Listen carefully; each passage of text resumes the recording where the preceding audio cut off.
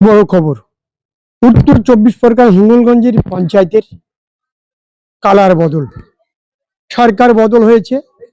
সেই সরকার, আগের সরকার ছিল নীল সাদা, এখন সরকার বদল হয়েছে পশ্চিমবাংলায় বিজেপি সরকার। সেই বিজেপি সরকারের আমলে হিঙ্গলগঞ্জ পঞ্চায়েতের একেবারে কালার বদল, একেবারে সাদা ও গেরুয়া। সরাসরি দেখতে পাচ্ছেন সেই হিঙ্গলগঞ্জ নিউজের ক্যামেরায় হরিশঙ্কর মন্ডল, রিপোর্টার প্রদীপ সরকার, হিঙ্গলগঞ্জ।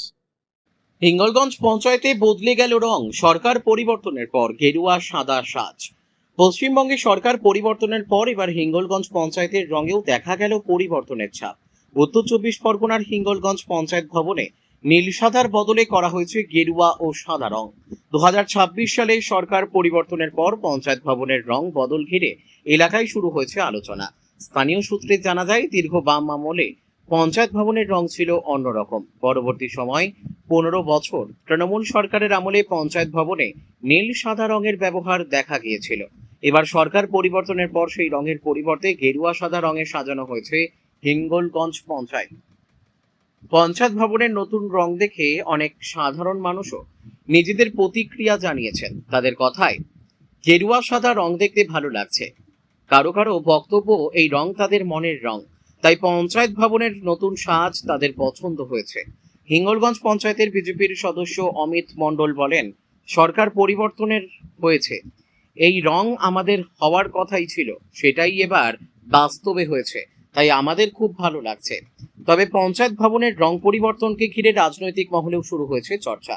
সরকারি প্রতিষ্ঠানের রং পরিবর্তনকে কেউ নতুন সরকারের পরিবর্তনের প্রতিফলন হিসেবে দেখছেন, আবার কেউ বিষয়টিকে শুধুমাত্র সৌন্দর্যায়নের অংশ হিসেবেও দেখছেন।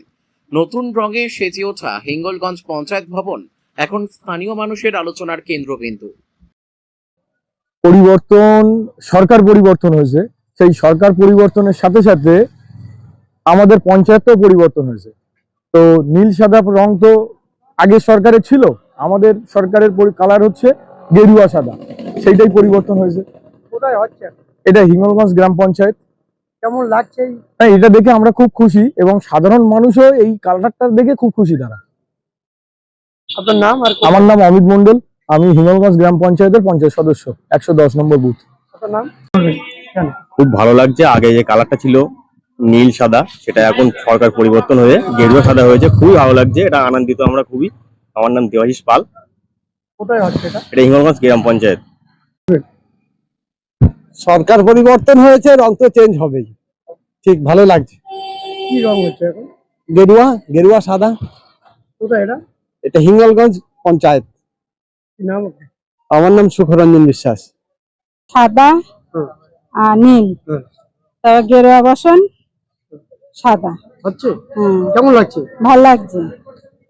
কি বলবেন? পঞ্চায়েতটা আগের ছাড়া ভালো লাগছে। আপনার নাম? ইলা হালদার।